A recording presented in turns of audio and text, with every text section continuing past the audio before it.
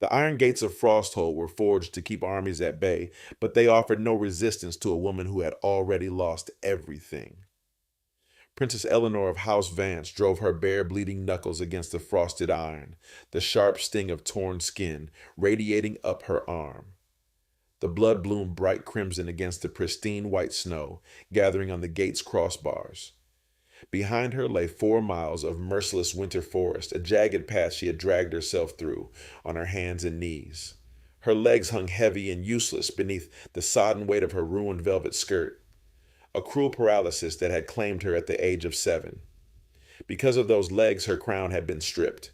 Because of those legs, her uncle Baron Horace had sold her royal bloodline for a handful of gold to a disgraced merchant across the border. She struck the iron again, the sound dull against the howling wind. She would not be sold. She would not be a pawn in a lesser man's court. Heavy footsteps echoed from the other side, deliberate and unhurried. The massive iron hinges groaned, shattering the ice that had formed over them, and the gate swung inwards. The man who stood in the archway was framed by the raging blizzard, but he seemed entirely untouched by the cold. He was tall, his broad shoulders draped in a heavy cloak of black wolf fur. His crown was not the ornate, jewel-encrusted gold of the southern kingdoms, but a jagged circlet of Valyrian steel, resting upon dark, windswept hair. King Alaric of Frosthold. His storm-gray eyes moved from her shivering frame to her bloodied hands and finally to her paralyzed legs. Eleanor braced herself for the look. She had endured it her entire life, from dukes, lords, and commoners alike. The sudden softening of the eyes, the pathetic tilt of the head, the suffocating weight of pity. But the Winter King offered no pity. His gaze was sharp, analytical, calculating her presence the way a tactician surveys a sudden shift in the battlefield. I require sanctuary, Eleanor said, her voice raspy from the cold, but holding the unmistakable cadence of the high court. She pressed her bleeding hands into the snow to steady herself, keeping her chin raised. I can pay. Not in gold, your grace, but I can pay.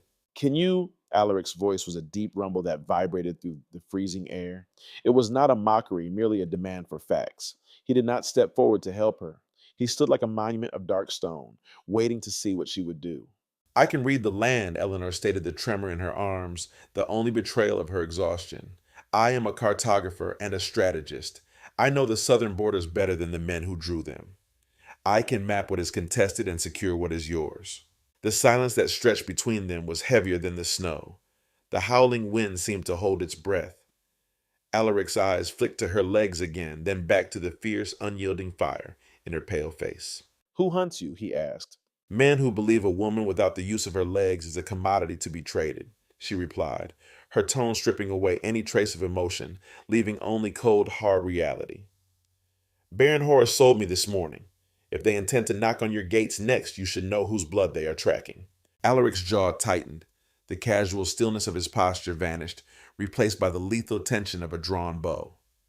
He stepped out of the archway, his heavy leather boots crunching into the snow. He did not ask if she needed assistance. He did not utter a word of hollow comfort. He simply bent down, slipping one massive arm beneath the backs of her knees and the other behind her shoulders, and lifted her from the frozen earth. Eleanor gasped, her hands instinctively clutching the thick fur of his cloak. The hard muscle of his chest was a furnace against her freezing cheek. I did not ask to be carried, your grace, she managed to say, her royal pride flaring even as her body failed her. You are bleeding on my snow, Princess Eleanor, Alaric replied, his voice devoid of sympathy, but layered with an undeniable authority. He turned and carried her through the gates, kicking the heavy iron shut with his boot. And I do not waste time negotiating with people freezing to death on my threshold. The journey into the heart of Frosthold was a blur of towering stone walls and flickering torchlight. The air inside the fortress smelled of burning pine-polished steel and ancient dust. Echoes of their passage bounced off the high, vaulted ceilings, the heavy rhythmic thud of the king's boots, and the wet, heavy drag of Eleanor's ruined silk gown as it hung from his arms. The palace was silent, severe, and majestic. He bypassed the grand halls and the servant quarters, carrying her up a massive spiral staircase of black marble. Eleanor kept her gaze fixed on the sharp line of his jaw. He was a king who ruled the harshest realm in the world, yet his breathing was completely steady, as if carrying the dead weight of a royal exile cost him nothing. Alaric finally kicked open a heavy oak door and strode into a vast circular room. It was not a bedchamber. It was the royal war room. A massive table of carved obsidian dominated the center, covered in sprawling parchment maps, inkwells, and iron markers. A roaring fire crackled in the hearth, throwing dancing shadows against the tapestries. He set her down in a high-backed leather chair near the fire. The sudden absence of his body heat left her shivering violently. "My healers will bind your hands," Alaric said, walking toward the obsidian table. He poured a goblet of dark wine and brought it to her, his movements economical and precise. "Drink, it will warm your blood." Eleanor took the goblet with trembling, bandaged fingers. She drank the wine, letting the fire burn down her throat, before setting the silver cup on the armrest. Her eyes bypassed the king and locked onto the massive map spread across the table. Even from the chair, the intricate lines of ink and borders drew her in like a lodestone. "Your eastern flank is vulnerable," she said abruptly. Alaric paused, his hand resting on the hilt of his broadsword. He turned his head slowly, his gray eyes narrowing. "You have been in my fortress for less than 10 minutes, half dead from the cold, and you are analyzing my defenses from 10 paces away." "I don't need to be warm to see a mistake, your grace," Eleanor said, shifting her weight in the chair, the heavy wet silk of her dress pooling around her motionless legs. The map nearest to the candle. The elevation lines of the silver ridge are drawn with an equidistant scale. But the ridge is not symmetrical. The eastern slope drops at a brutal 70-degree angle. Your cartographer has mapped it as a gentle descent. If you position your archers where that map suggests, they will be shooting into a blind ravine, and an invading force could march right up the blind spot. Alaric did not speak. He walked to the table, staring down at the map she had identified. He traced the inked lines with a gloved finger, then looked up at the tapestries, mentally calculating the terrain. "My top generals signed off on this survey 3 days ago," he said softly, the danger in his voice palpable. "Then your top generals have never walked the eastern slope in the rain," Eleanor replied, her voice steady, possessing the absolute certainty of a sovereign holding court. "Or they are lying to you." Alaric slowly turned to face her. The firelight caught the silver of his crown, casting harsh, majestic shadows across his face. He looked at her ruined dress, her paralyzed legs, her blood-stained hands, and finally the fierce, unbroken intellect blazing in her eyes. For the first time since she had met him, the corner of his mouth twitched upward into something resembling a smile. "My lord," a voice interrupted. An elderly woman in the austere gray robes of the castle staff hurried into the room, carrying a basin of hot water and linens. She stopped short, her eyes widening at the sight of the crippled woman sitting in the king's war room, dripping melted snow onto the ancient rugs. "Your grace, what is to be done with her?" Alaric did not look away from Eleanor. His eyes held hers, a silent pact, sealing between them in the echoing quiet of the stone room. "Bring her dry silks," the Winter King commanded, his voice echoing with absolute authority. "And clear a space at the table. The princess is going to redraw my kingdom." The whispered venom of the Frosthold court moved like a draft through the ancient stone corridors, unseen, freezing, and impossible to entirely shut out. It had been a fortnight since Princess Eleanor had been carried through the iron gates. She now occupied a chamber in the eastern wing, draped in the heavy midnight blue silks of the northern kingdom.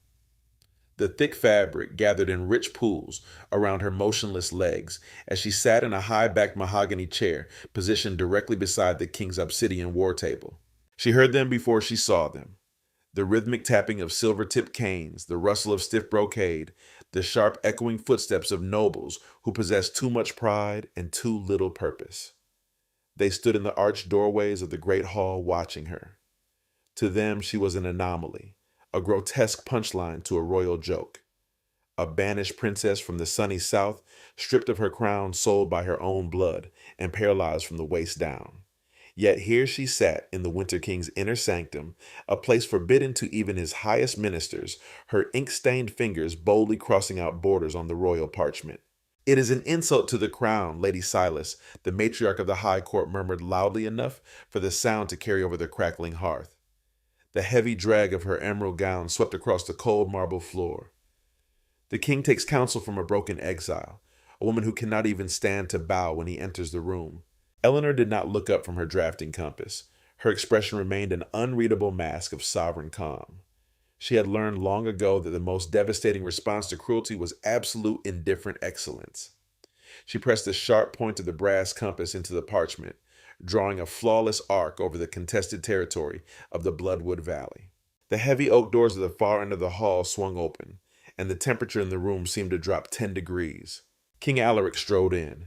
He did not wear the ceremonial furs today, but a fitted tunic of black leather reinforced with silver mail. His Valyrian steel crown caught the harsh morning light filtering through the stained glass. The murmuring nobles instantly fell silent, dropping into deep synchronized curtsies and bows. Alaric ignored them entirely. His long strides carried him straight to the obsidian table.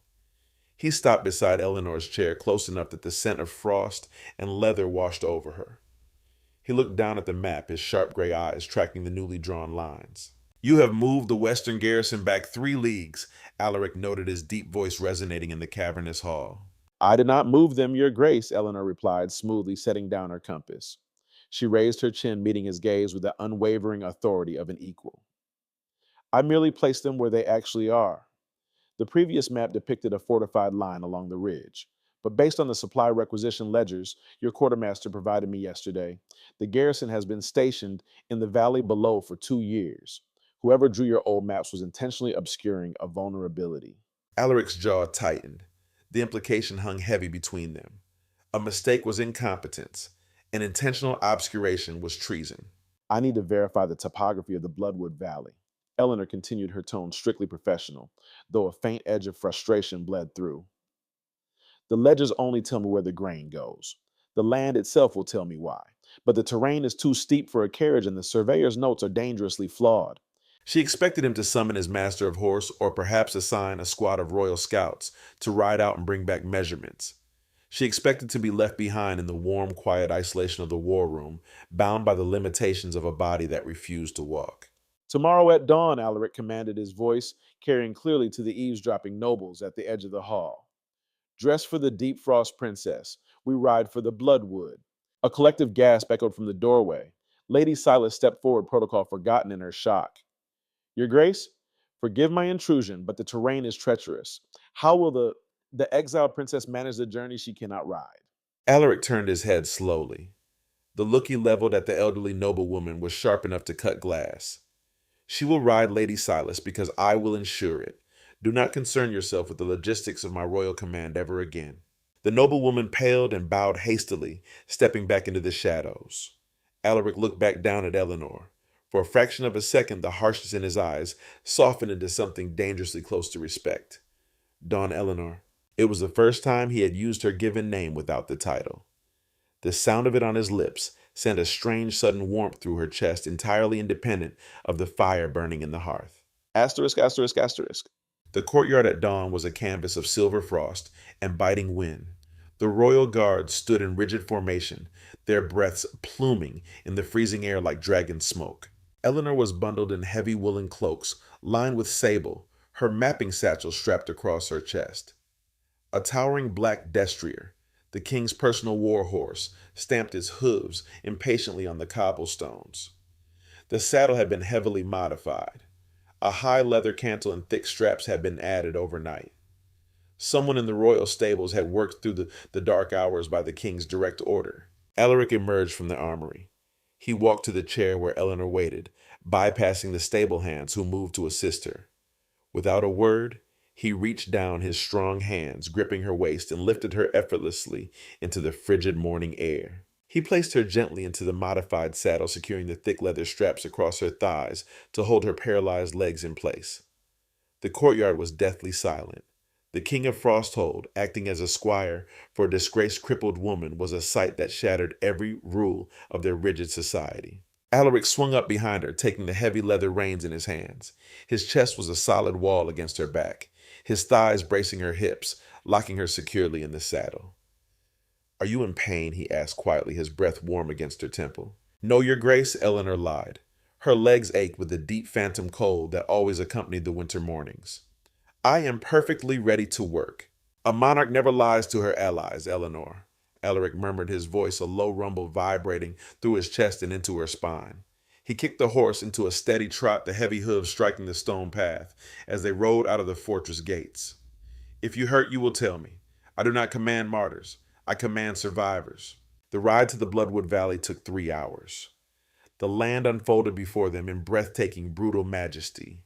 jagged peaks cutting into a slate gray sky, ancient pine forests weighed down by centuries of snow, and rivers locked in thick, opaque ice. Eleanor's hands were constantly in motion. Despite the biting cold, she slipped her thick gloves off repeatedly to operate her brass compass, taking sight lines of the peaks and measuring the angles of the sun. She spoke, and Alaric listened. They did not speak of the weather, or of court gossip, or of the tragic circumstance that had brought her to his gates. They spoke the language of power. They spoke of choke points, supply lines, river erosion, and defense advantages. The old maps placed the boundary line across the river. Eleanor pointed toward a frozen expanse below them, her breath catching slightly as Alaric shifted his weight, his arm tightening instinctively around her waist to keep her steady on the incline. But look at the tree line on the southern bank. The oaks are over a century old. The river shifted its course decades ago, eroding the northern bank. The boundary hasn't been the water for 50 years. Which means Duke Thorne's estate, which borders the south, has been harvesting timber from Crown land. Alaric deduced, his tone darkening. Exactly, Eleanor confirmed, her fingers numb, but her mind racing with sharp analytical fire. And if Thorne controls the timber, he controls the bridge construction.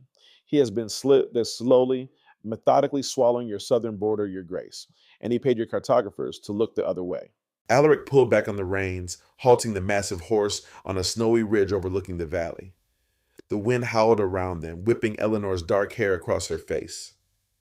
He reached out with a gloved hand, gently brushing the stray strands away from her eyes, so she could see the land clearly. The gesture was surprisingly tender for a man forged in ice and iron. They called you broken, Alaric said softly, staring out over the stolen land. When word reached the north that Baron Horus had usurped his niece's throne, they said that Princess Eleanor was a fragile, shattered thing who wept in her chambers because she could not walk. Eleanor felt the old, familiar sting of humiliation prick at her eyes, but she forced it down. She sat taller against him, raising her chin toward the freezing wind. A crown is worn on the head, Alaric, not the feet. They took my title, they took my wealth, and they took my freedom. But they could not take my mind. Alaric was silent for a long moment. He looked from the valley back to her profile, the sharp, proud lines of a woman who had refused to be destroyed by a world that demanded her submission. No, the Winter King finally said, his arms tightening around her in a way that felt less like support and more like a vow. They could not, and I will make them regret the day they ever tried. The midnight hours in Frosthold possessed a silence so profound it felt like a physical weight. Sleep had abandoned Princess Eleanor. The mathematical discrepancies of the Bloodwood Valley echoed in her mind like a discordant melody that demanded to be resolved. She lay beneath heavy furs in her royal chamber, watching the moonlight cut silver geometric shapes across the dark stone floor, piecing together the fragmented truths of the Winter Kingdom's borders. Duke Thorne was stealing land, that was a fact, but a duke with a private army did not steal royal territory by merely moving boundary stones in the dead of night. He had to legitimize the theft. He had to alter the royal archives. Eleanor threw off the furs. She shifted her weight to the edge of the mattress, the cold air instantly biting through her thin silk nightgown. She had no maids in the dead of night, nor would she summon them. She gripped the heavy mahogany bedpost and lowered herself meticulously to the floor. The marble was freezing, a brutal shock to her bare skin, but her arms were strong. They had compensated for her useless legs for over a decade. With deliberate practiced movement, she began to drag herself toward the chamber door, the heavy silk of her nightgown sweeping across the polished stone with a soft, continuous whisper. She pulled the iron latch, slipping out into the cavernous, shadow-draped corridor. The royal archives were located directly beneath the war room, accessible by a sloping ramp designed for moving heavy carts of ledgers. Eleanor navigated the descent in near total darkness, her hands pressing flat against the freezing flagstones, her breath pluming in the icy air. It took her 20 minutes of grueling, silent exertion to reach the archive doors. She pushed them open. The vast circular room smelled of aging vellum dry leather and the faint metallic tang of oxidized ink. A single taper candle burned on a reading desk in the center of the room, casting long, trembling shadows against towering shelves overflowing with the history of the realm. Directly in the center of the desk lay a stack of heavy leather-bound folios. They bore the silver-stamped crest of Duke Thorne of the Southern Marches. Eleanor hauled herself up her arms, trembling with exertion, as she gripped the edge of the heavy oak desk and pulled her upper body into the wooden reading chair. She dragged her paralyzed legs up after her arranging her gown before pulling the first folio toward the candlelight. These were the official land grants and border treaties submitted by Thorne over the past 10 years. She opened the heavy cover. The parchment crackled in the quiet room, her eyes darted across the elegant, sweeping calligraphy, her mind instantly translating the written coordinates into physical landscapes. She read for an hour, the silence of the archives, broken only by the sharp turn of thick pages. Then her ink-stained fingers stopped halfway down a treaty dated 5 years prior. Impossible, she whispered to the empty room. She pulled a magnifying glass from the desk drawer and held it over the royal seal of Frosthold, a direwolf, pressed into midnight blue wax. To the untrained eye, it was flawless. But Eleanor was raised in a court of vipers. She knew the anatomy of treason. The wax is too brittle, she murmured, her pulse quickening. The kingdom's official seal uses a blend of pine resin to withstand the northern cold. This is standard southern beeswax. And the ink, she tilted the parchment toward the candle. The text of the border coordinates was written over a previously erased section. The fibers of the vellum are scraped. Duke Thorne had not just bribed cartographers. He had forged the king's own treaties retroactively, changing the borders and sealing them with a counterfeit royal stamp. I wondered how long it would take you to find the archives. Eleanor gasped, her head snapping toward the shadows. King Alaric stepped out from the darkness between the towering bookshelves. He wore no crown tonight, just a loose linen shirt unlaced at the throat, and dark trousers looking less like a monarch and more like a lethal stalking predator. The flickering candlelight caught the hard planes of his face and the calculating gleam in his storm-gray eyes. He moved silently across the room and stopped at the edge of the desk. He looked down at the forged treaty, then at her exhausted face, her disheveled hair and her bare, bruised hands resting on the parchment. You left these on the desk, Eleanor stated, her voice leveling out, the sudden realization sharpening her tone. You knew I would not be able to sleep with the puzzle unfinished.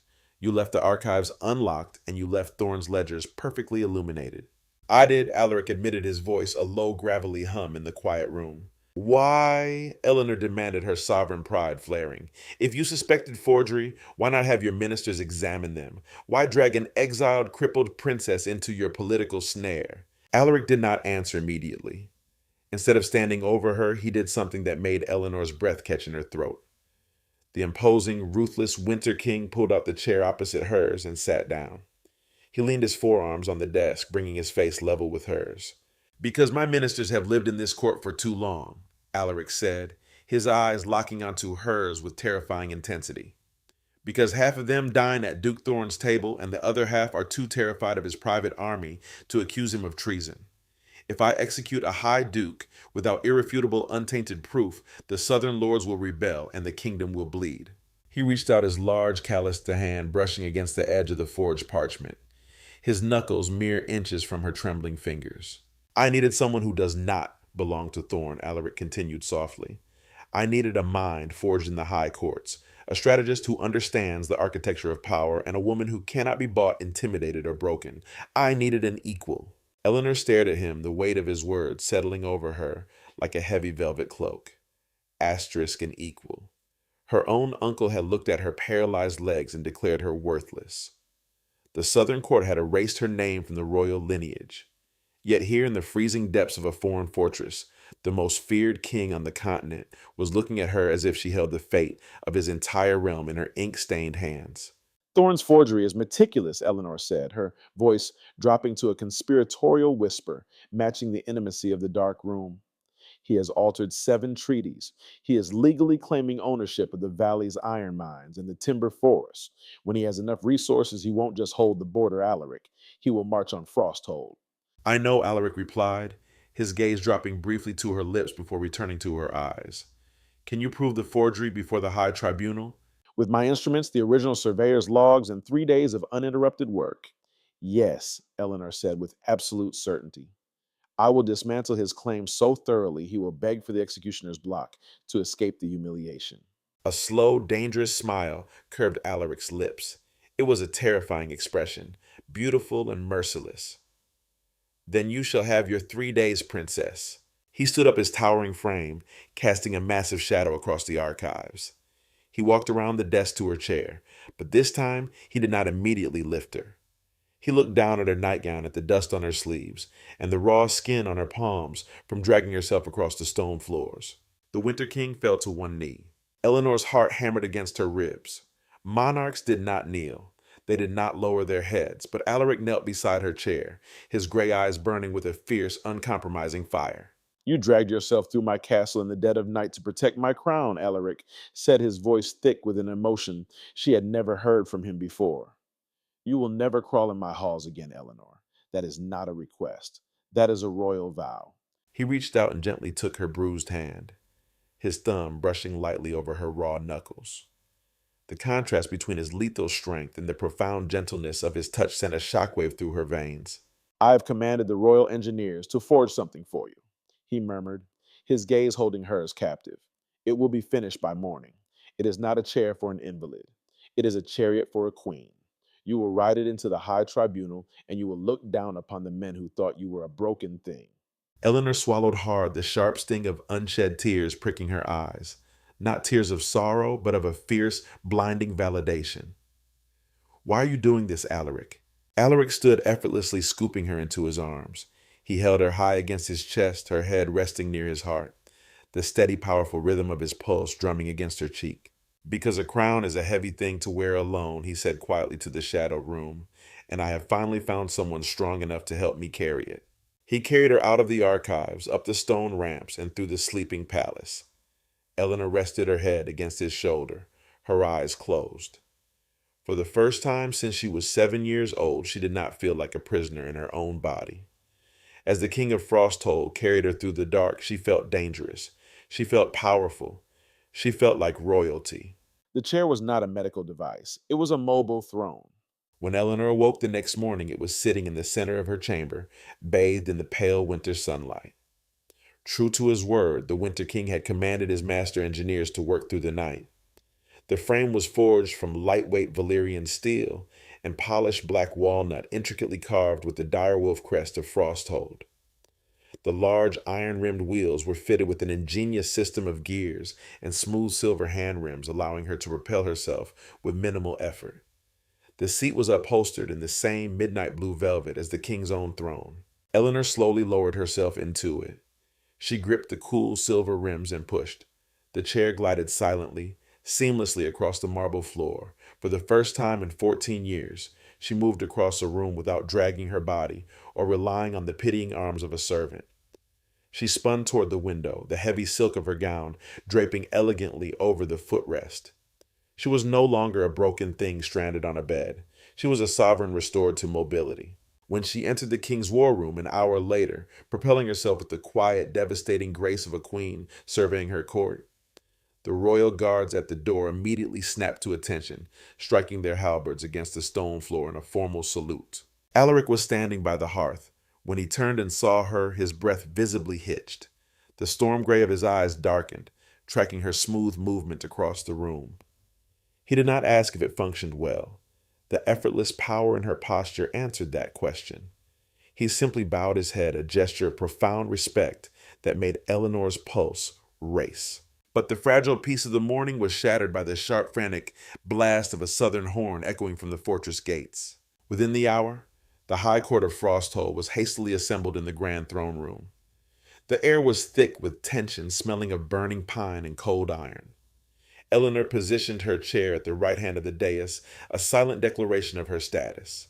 Alaric sat upon his throne of jagged steel, his face an impenetrable mask of royal fury. Standing in the center of the hall was a southern emissary, cloaked in the crimson colors of Baron Horus.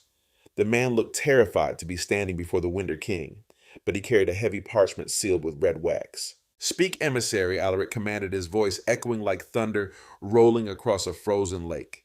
"And choose your words with the utmost care. You stand in the court of the north." The emissary swallowed hard, his hands trembling as he unrolled the parchment. "A formal decree from Baron Horus of the Southern Marches, legal guardian of the exiled Lady Eleanor Vance. The Baron demands the immediate return of his ward, who absconded from her lawful placement with a merchant of the borderlands. Furthermore, the Baron formally accuses the Lady Eleanor of grand theft, having fled with an artifact of high value belonging to his estate." A collective murmur rippled through the gathered nobles. Lady Silas covered her mouth with a gloved hand, her eyes darting toward Eleanor with renewed disdain. An artifact. Alaric's voice dropped to a lethally quiet register. He leaned forward, his hands gripping the arms of his throne. Elaborate. A royal brass compass, your grace, the emissary stammered. Solid gold casing inset with a sapphire North Star. The Baron claims it is an heirloom of his house, and the Lady Eleanor stole it before fleeing into your territory. Eleanor's hand instinctively went to her bodice. Hidden beneath her heavy silk gown lay her father's compass, the only thing she had managed to take the night her uncle usurped the throne. It was dented and old, certainly not encased in gold, but it pointed true north. It was the compass that had taught her to read the stars. It was hers. Horace was using it as a legal pretense to drag her back in chains before she could testify against his ally, Duke Thorn. The Baron respectfully reminds the Winter Crown, the emissary continued, his voice wavering under Alaric's murderous stare, that harboring a runaway ward and a thief is a violation of the Southern Accords. If she is not returned, it will be considered an act of political aggression. Alaric stood up. The movement was so steeped in violent promise that the emissary physically recoiled. The king slowly descended the steps of the dais, his boots striking the marble like a death knell. The entire court held its breath. Your Baron, Alaric said softly, stopping mere inches from the emissary. Sold a princess of the royal bloodline to a border merchant for a pouch of coins, and now he dares to send a raven to my fortress, demanding I hand over my chief cartographer under the guise of stolen property. The law of the South is clear, your grace, the emissary whispered, sweating profusely. She is his legal ward. She is his property. She is no man's property, Alaric roared, the sound vibrating through the massive stone pillars. The royal guards instantly drew their broadswords, the sharp hiss of steel filling the room. Alaric. The word was spoken softly, but it cut through the violence of the room with the precision of a scalpel. Eleanor rolled her chair forward, leaving the safety of the dais. The wheels hummed quietly on the marble as she positioned herself between the towering Winter King and the trembling emissary. She looked up at Alaric. His chest was heaving, his fist clenched so tightly his leather gloves creaked. The feral protective fury in his eyes was blinding an inferno burning solely for her. But Eleanor knew that if the Winter King slaughtered a southern emissary today, it would spark a war. Thorn and Horace would win. She would not let Alaric burn his kingdom to keep her warm. Let me see the decree, Eleanor said, her voice the epitome of regal calm. The emissary hastily handed her the parchment. Eleanor unfolded it, resting it on the polished wooden lap desk of her chair. She read her uncle's slanted, aggressive handwriting. She read the demands, the threats, the legal citations, designed to strip her of her humanity and reduce her to an item on a shipping manifest. A familiar tremor started in her hands. The deep primal terror of being trapped, of being helpless in a bed, while men decided her fate clawed at the edges of her mind. Suddenly, a large, warm hand covered hers. Alaric had knelt beside her chair. Right in the middle of the grand court, the Winter King dropped to one knee, uncaring of the gasping nobles or the watching emissary. His calloused hand enveloped her trembling fingers, anchoring her to the present, absorbing her fear and replacing it with unyielding strength. You do not have to answer them, Alaric murmured, his voice pitched so low only she could hear it. Say the word, Eleanor. Say the word, and I will march my armies south. I will burn Horace's estate to the ground and bring you his head on a silver spike. Eleanor looked at their hands. His skin was warm and rough over her ink-stained fingers. He meant it. He would tear the continent apart for her. The realization settled deep into her bones, blooming into an overwhelming, undeniable truth. She loved him. She loved this ruthless, brilliant, terrifying man who treated her limitations as logistics and her mind as a weapon. She took a slow, deep breath, her tremor vanishing entirely. She looked away from Alaric's intense gaze and turned her attention back to the emissary. Tell my uncle, Eleanor said, her voice ringing out clearly across the silent hall, that he needs to hire better legal counsel. The emissary blinked in confusion. My lady? The decree cites the Ward and Guardian Act of the Southern Marches. Eleanor explained, her tone shifting into the sharp academic cadence she used when dismantling bad maps. A law which states a guardian may bind a ward into service or marriage. However, under the High Crown treaties, which supersede provincial law, Any royal born of a sovereign bloodline cannot be bound into servitude without the direct sealed consent of a sitting monarch. She dropped the parchment onto the floor. My father was king. I am of the Vance bloodline. My uncle is merely a baron. His sale of me was not a legal transaction. It was high treason. I am not a runaway ward. I am a free princess of the realm surviving an assassination attempt orchestrated by Baron Horace. The court erupted in shocked murmurs. Eleanor raised a hand and silence fell instantly. As for the compass, she continued, her eyes cold as ice. It is the personal instrument of the late king given to me before his death. It belongs to the crown. And since my uncle is currently occupying the throne illegally, he has no right to demand its return. If he wishes to press the charge of theft, tell him to travel to Frosthold and face me in the High Tribunal himself. The emissary was pale, his mouth opening and closing soundlessly. He looked at the Winter King, who had risen to his feet, a dark, victorious smile playing on his lips. You have your answer, Alaric said, his voice dripping with lethal satisfaction. The princess remains in Frosthold, under my absolute protection. If Baron Horace sends another threat to my fortress, I will not send a raven in return. I will send my vanguard. Ride south, emissary, and do not stop until you cross my borders. The emissary bowed frantically and fled the hall. Alaric dismissed the court with a wave of his hand. The nobles filed out quickly, their whispers shifting from disdain to awe. Lady Silas did not even look up as she hurried past. In less than an hour, the crippled exile had not only survived a legal assault, but had publicly charged her usurping uncle with treason, entirely rewriting the political landscape of the continent. When the heavy doors boomed shut, leaving them alone in the vast throne room, the silence stretched between them heavy and charged. Alaric walked slowly toward her. The violent energy had drained from his posture, leaving behind something far more vulnerable. He stopped at the edge of her chair, his hands resting lightly on the polished, wooden armrest, trapping her gently within his space. You are extraordinary, Alaric said quietly. I was terrified, Eleanor admitted, her voice dropping to a whisper. The adrenaline was fading, leaving her exhausted. When I saw the crimson cloak, I thought I was going to be dragged back to the dark. Alaric leaned down. His face was inches from hers, his eyes searching hers with a desperate, intense focus. He raised one hand, his fingers gently brushing the hair away from her neck. The touch was electric, sending a shiver down her spine that had nothing to do with the cold. Look at me, Eleanor, he commanded softly. She looked up, losing herself in the storm of his eyes. You will never go back to the dark, Alaric vowed, the words carrying the weight of a sacred oath. You are not a guest here. You are not a refugee. You belong in this fortress as much as I do. No one will ever touch you. No one will ever move you against your will. I swear it upon my crown. Eleanor reached up her hand, cupping his jaw. The stubble was rough against her palm, the muscles in his cheek tight with unspoken emotion. She did not thank him. She knew by now that thanking him built a wall between them, a polite distance he despised. Instead, she leaned forward, her forehead coming to rest against his. We have a trial to win, and tomorrow, your grace, she breathed, her heart hammering, as his hand slid from the armrest to rest on her waist. Tomorrow we destroy Duke Thorn, Alaric murmured, his lips brushing against her temple. But tonight you are going to teach me how to read that compass of yours. The High Tribunal of Frosthold was not designed for comfort. It was designed for judgment. Constructed as a plunging amphitheater of black polished marble, the chamber possessed an acoustic severity that amplified every whisper into a guilty confession. High, narrow windows let in blades of pale winter light that sliced through the gloom, illuminating the circular judgment floor below.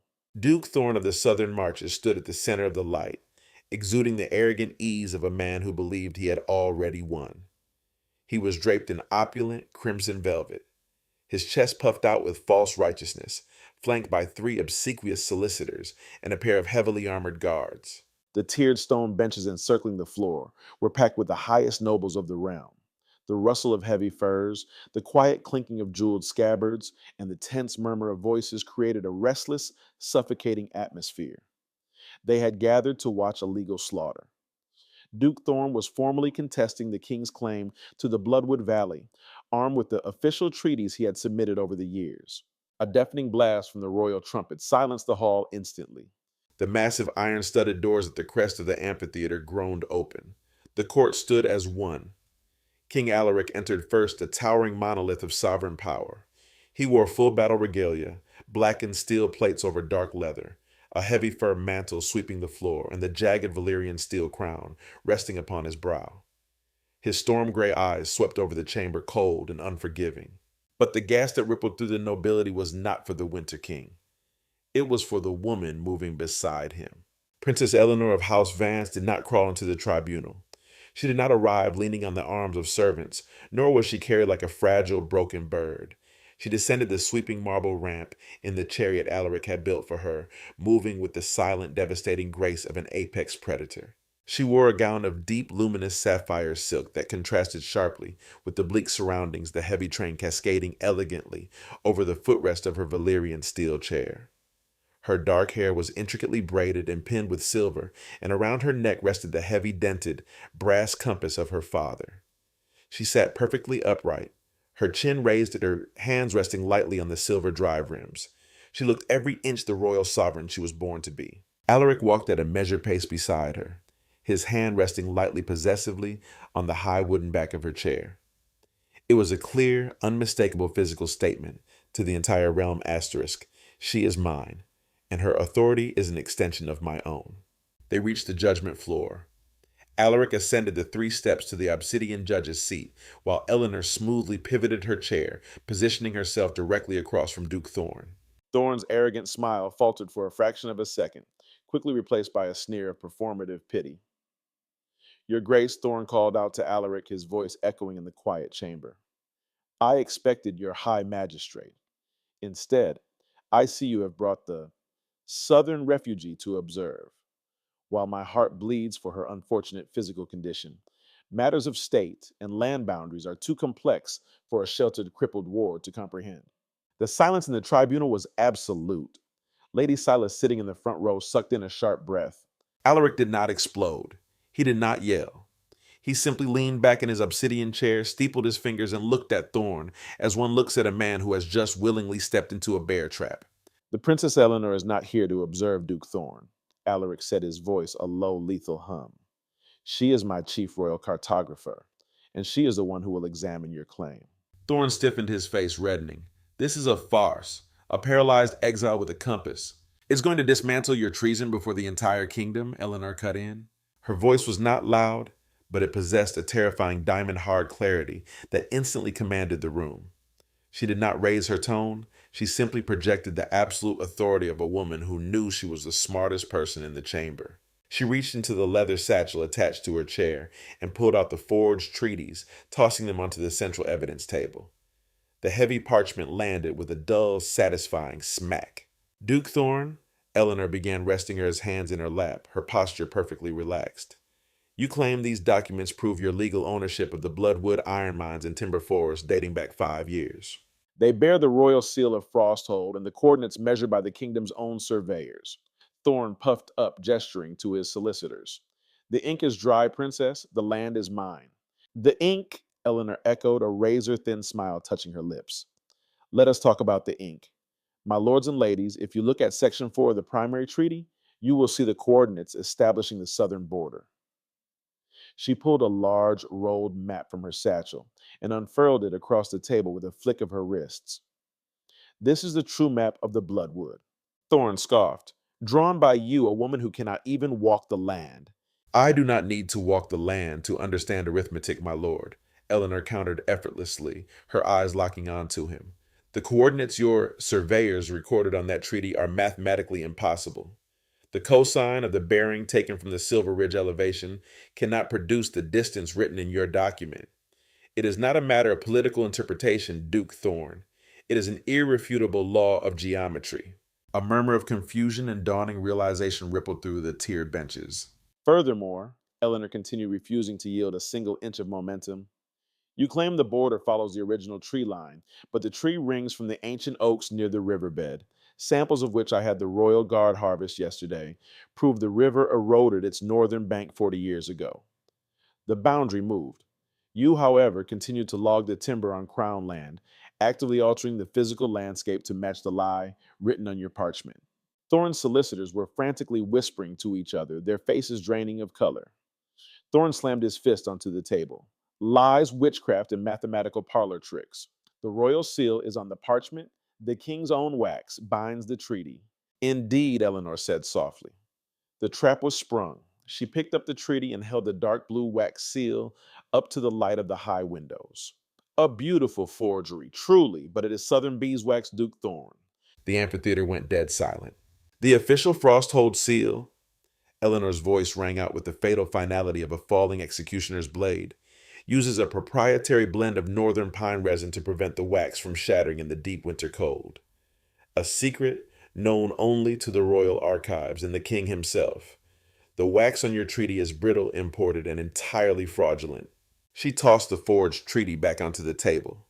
It slid across the polished wood and stopped right at Thorn's trembling hands. You did not just bribe Cartographer's Duke Thorn, Eleanor declared, her voice ringing with the majesty and fury of an avenging queen.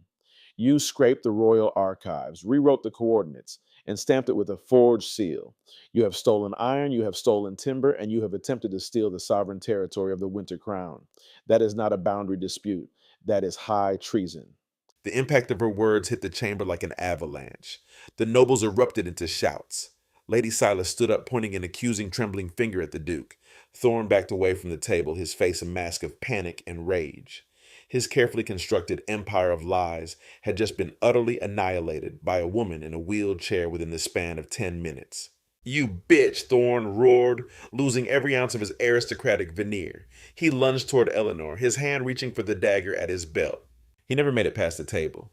In a blur of black leather and steel, Alaric vaulted over the judge's desk. Before Thorn's guards could even twitch, the Winter King was there. Alaric's heavy gauntlet clamped around Thorn's throat, lifting the massive Duke off his feet and slamming him violently onto the obsidian table. The forged maps scattered beneath Thorn's struggling body. The entire room froze in sheer terror. Alaric held the traitor down, his Valyrian steel crown glinting in the pale light. The king's eyes were black with the murderous rage, but his voice was eerily calm. "You drew a blade in my High Tribunal," Alaric whispered, leaning in so only Thorn and Eleanor could hear. "You attempted to strike the woman who holds the heart of this kingdom. For the forgery you lose your lands, for the treason you lose your title." Alaric drew his own dagger, pressing the freezing steel against Thorn's pulse point. "But for raising a hand against her, you lose your life." Alaric, The king froze.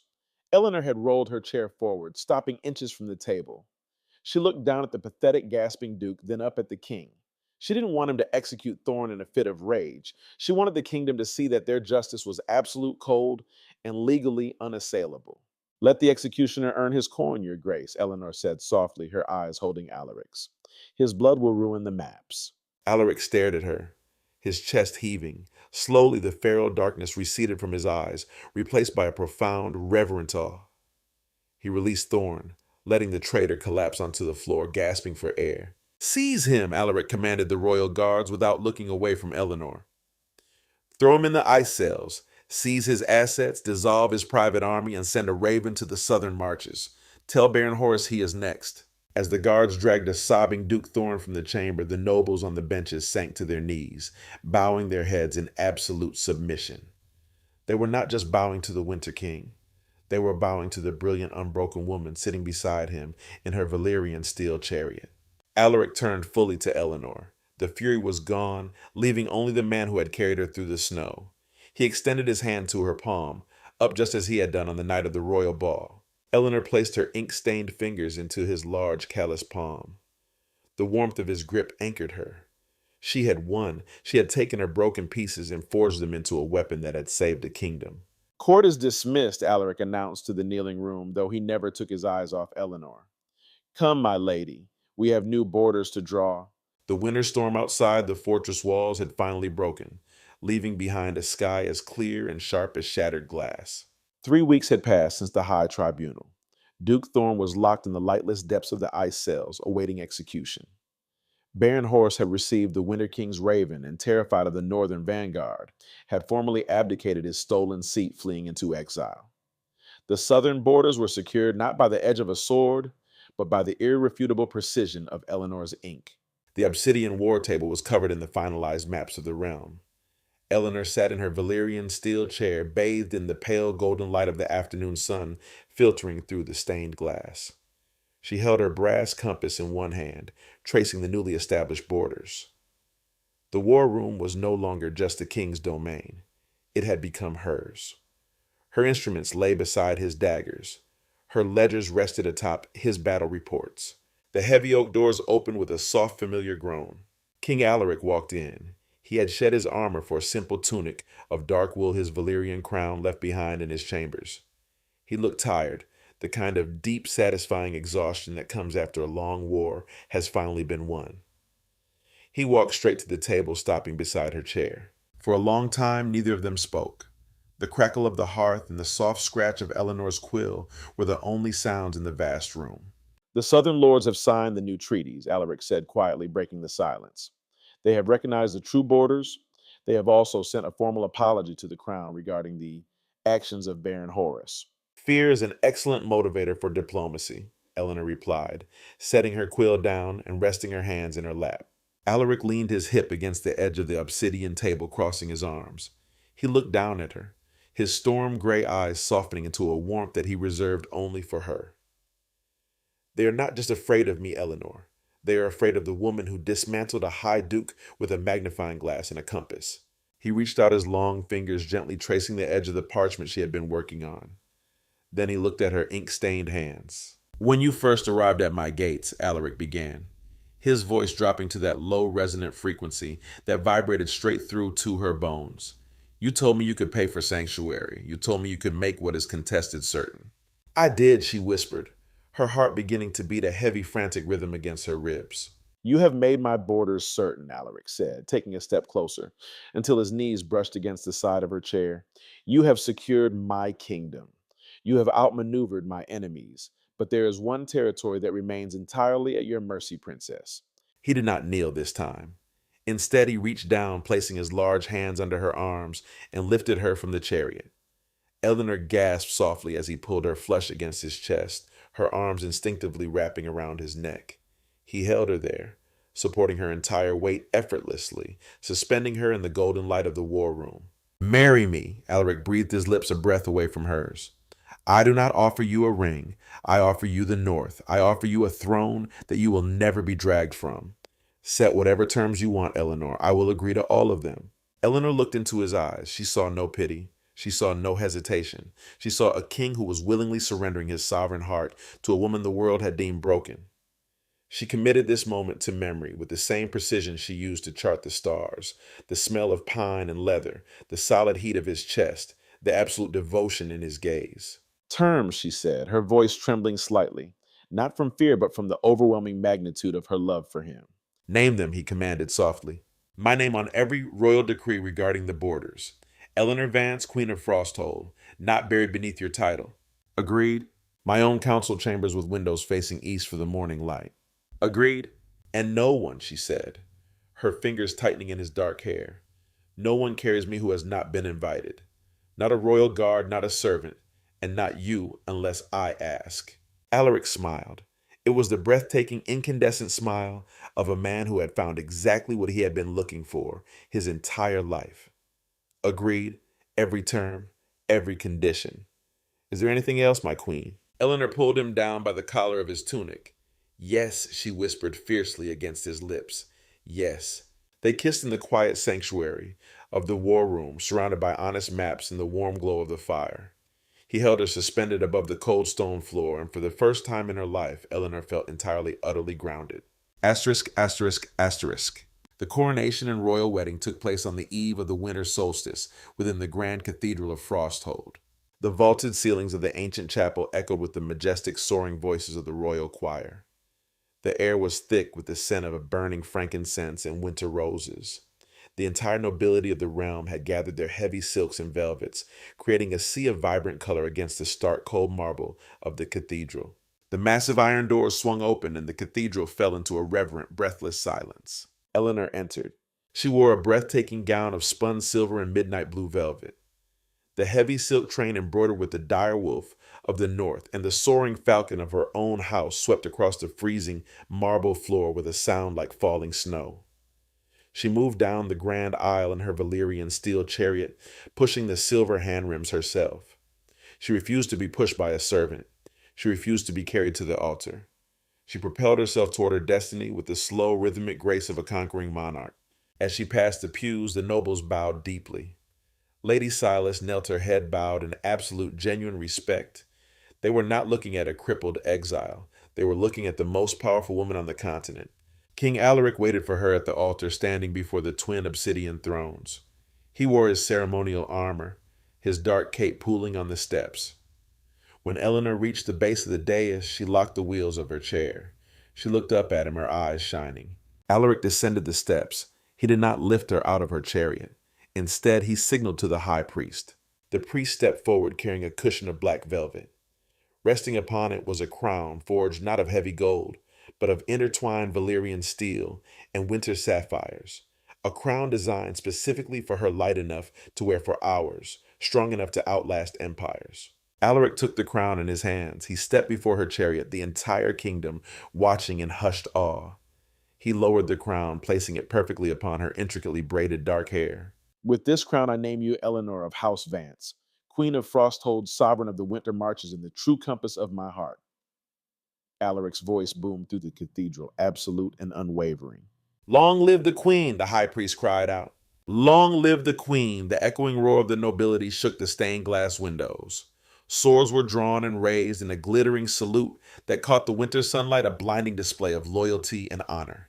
Eleanor sat in her Valyrian steel chariot, the heavy crown resting upon her head, the cheers of the kingdom washing over her.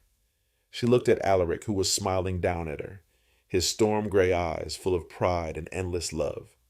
Her hand instinctively drifted to her bodice, resting over the dented brass compass she still wore beneath her royal silks. It pointed true north. It pointed to the king standing before her. It pointed finally and forever to home. Asterisk, asterisk, asterisks. If this story reminded you that true power is not determined by how you walk, but by the strength of your mind and the courage to demand what you deserve, tell me your thoughts in the comments. Have you ever been underestimated by the world only to rise up and rewrite the rules? Subscribe to the channel and ring the bell for more epic royal dramas, kingdom betrayals, and stories of queens who refuse to be broken. Until next time, remember, a stolen crown can always be forged anew.